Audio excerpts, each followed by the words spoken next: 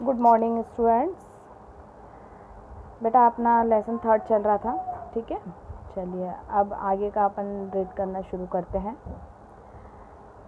Polyester and acrylic, ठीक है। Polyester and acrylic. Polyester is another synthetic fibre. Polyester भी एक संश्लेषित फाइबर है। Fabric made from this fibre does not get wrinkle easily. ये जो इससे बने जो कपड़े होते हैं उसमें आसानी से सिकुड़न नहीं आती है, ठीक है। देखते हो ना, it remain creeps and is easy to wash. ये बहुत मतलब अच्छे मजबूत होते हैं। मजबूत होना मतलब बहुत दिन तक चलने वाले कपड़े होते हैं और इजीली वॉशेबल होते हैं। So it is quite suitable for making dress material. इसलिए ये वस्त्र परिधान वगैरह, वस्त्र या कह लो या परिधान कह लो, इन्हें बनाने के लिए ये उपयुक्त मटेरियल है। You must have seen people wear nice polyester shirt and other dress. आपने देखा है कई लोग पॉलिस्टर की शर्ट या अदर ड्रेस मटेरियल्स जो है पॉलिस्टर के बने पहनते हैं। Terylene is a popular polyester. Terylene एक बहुत ही विख्यात पॉलिस्टर है। It can be drawn into very fine fibers that can be woven like any other yarn. जो टेरेलिन है एक बहुत पॉपुलर क्या है पॉलिस्टर है। इसे बहुत ही पतले रेशों में क्या किया जा सकता है, खींचा जा सकता है और उसे बड़े सुंदर ढंग से बुना भी जा सकता है। इससे बुनाई भी की जा सकती है, ठीक है, उन पतले रेशों से। PET is very familiar form of polyester. Polyester PET जो है पॉलिस्टर का बहुत ही करीबी फॉर्म है। बहुत उसका मतलब एक पेट भी एक पॉलिस्टर का ही फॉर्म है। इट इज़, अब देखो पेट, अब बोलोगे मैडम पेट क्या है, हाँ, पेट की फुल फॉर्म क्या है, तो पॉली एथिलीन टर्थेलेट। क्या है, पॉली एथिलीन टर्थेलेट। याद रखना, पूछूंगी, पॉली एथिलीन टर्थेलेट।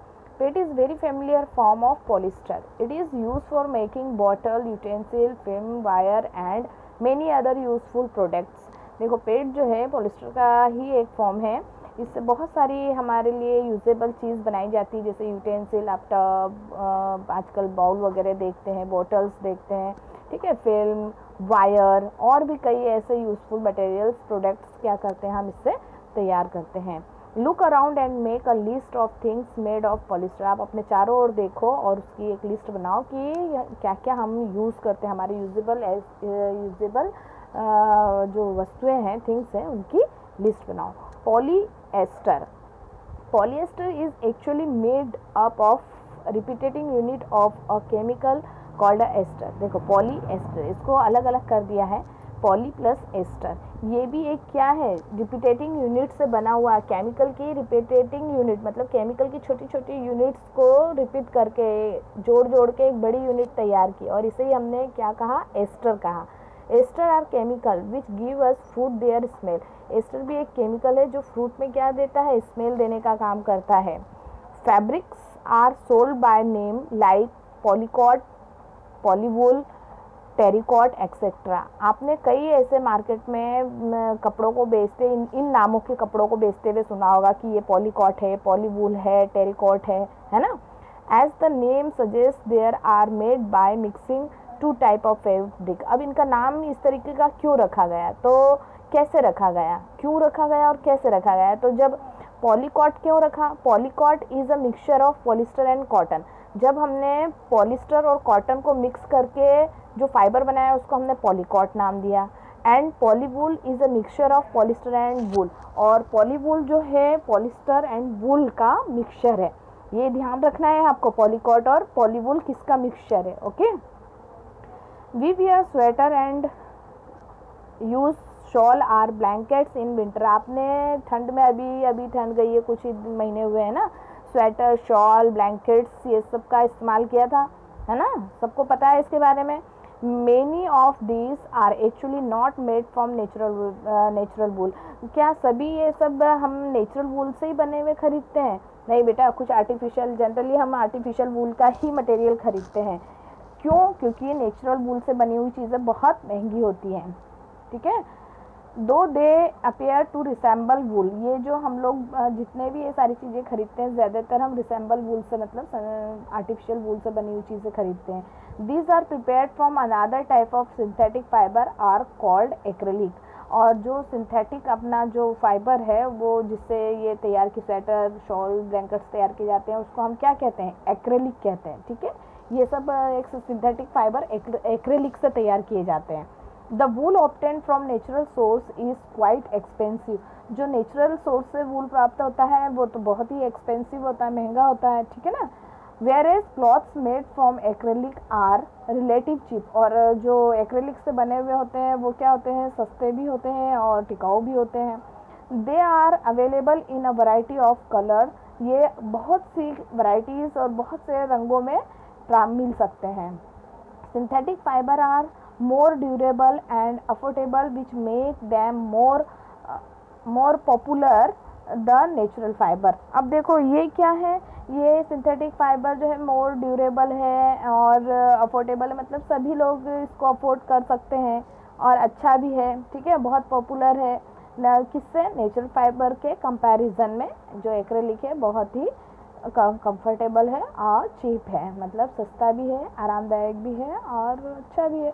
ठीक है, इसीलिए हम ज़्यादातर क्या करते हैं? एक्रेलिक का यूज़ कर रहे हैं। You have already performed an activity of burn natural and synthetic fiber। आपने पहले भी ये activity 6th class 7th class में करी है कि दोनों जो नेचुरल और सिंथेटिक फाइबर है उसको बर्न करके देखो और पता करो कि कौन सा नेचुरल है कौन सा सिंथेटिक है, वही दिया हुआ है। What did you observe? जब आप जलाते हो तो आपने क्या ऑब्जर्व किया है, क्या देखा? When you burn synthetic fiber, you find that their behavior in different form that of the natural fiber। आपने जब जलाया तो उन दोनों के नेचर क्या थे? बिल्कुल डिफरेंट था, है ना। बिल्कुल देखा कि दोनों के नेचर क्या है? बिल्कुल डिफरेंट है जलाने पे। You must have noticed that synthetic fiber melt on heating। आपने क्या नोटिस किया? आपने ये नोटिस किया कि सिंथेटिक फाइबर को जब जलाया तो वो क्या होने लगा? मेल्ट होने लगा, पिघलने लगा। This is actually a disadvantage of synthetic fibre. और ये जो उसकी प्रॉपर्टी है पिघलने की, ये उसका एक बहुत ही बड़ा डिसएडवांटेज है, मतलब एक हानिकारक गुण है। If the cloth catch fire it can be disastrous. यदि कोई कपड़ा जलता है तो ये एक बहुत बड़ी घटना, बहुत बड़ी दुर्घटना का कारण बन सकता है। The fabric melt and stick to the body of the person wearing it. जब यदि किसी ने ये इस तरह के संश्लेषित रेशे से बने कपड़े को पहना और आग लग गई उसके कपड़े में, तो वो पिघल कर क्या होगा? उसकी बॉडी में चिपक जाएगा। ठीक है, चिपक जाएगा, फिर तो छुटाना मुश्किल है, बड़ा एक्सीडेंट हो सकता है। We should therefore not wearing synthetic clothes while working in the kitchen और अ लेबोरेटरी। इसलिए कहते हैं कि सिंथेटिक फाइबर के बने कपड़े किचन में काम करते समय या लेबोरेटरी में काम करते वक्त नहीं पहनना चाहिए। आया समझ में? उस समय हमें कॉटन के ही कपड़ों का इस्तेमाल करना चाहिए, नेचुरल कॉटन का, जिससे कि जलने पर वो जो नेचुरल फाइबर होते हैं वो पिघलते नहीं है, वो ऐश बन के झड़ जाते हैं। ठीक है ना। तो इसीलिए हमें नेचुरल फाइबर का इस्तेमाल करना चाहिए बेटा, किचन में काम करते वक्त या लेबोरेटरी में या आग के पास कभी भी सिंथेटिक फाइबर के कपड़े पहन के नहीं जाना चाहिए। ठीक। All the synthetic fibre are prepared by a number of process using raw material of petroleum origin called petrochemicals. ठीक है, जितने भी ये सिंथेटिक फाइबर है ये सभी किससे तैयार किए जाते हैं? पेट्रोलियम के उत्पाद से ही तैयार किए जाते हैं, इसलिए इन्हें पेट्रोकेमिकल्स कहा जाता है। ठीक है। अब है characteristic of synthetic fibre. Characteristic जो आपके सिंथेटिक फाइबर हैं उनके क्या क्या कैरेक्टरिस्टिक्स हैं, ये हम अब अगली क्लास में देखेंगे बेटा। इस वीडियो को ध्यान से देखना, मैं इससे कुछ क्वेश्चंस आपसे पूछूंगी, आप इसके आंसर खुद लिखेंगे, क्योंकि मैंने इसमें बहुत अच्छे से आपको सब कुछ समझाया है। पीईटी की फुल फॉर्म क्या है, ठीक है, एक्रेलिक क्या है, ठीक है, ये सारी चीज़ें और भी कई चीज़ें हैं जो मैंने आपको बताई है। नेचुरल और सिंथेटिक फाइबर को आप बर्न करके कैसे आइडेंटिफाई कर सकते हैं, तो ये सभी चीज़ें इस वीडियो को आप ध्यान से देखेंगे, सुनेंगे तो सब कुछ समझ में आएगा। ठीक।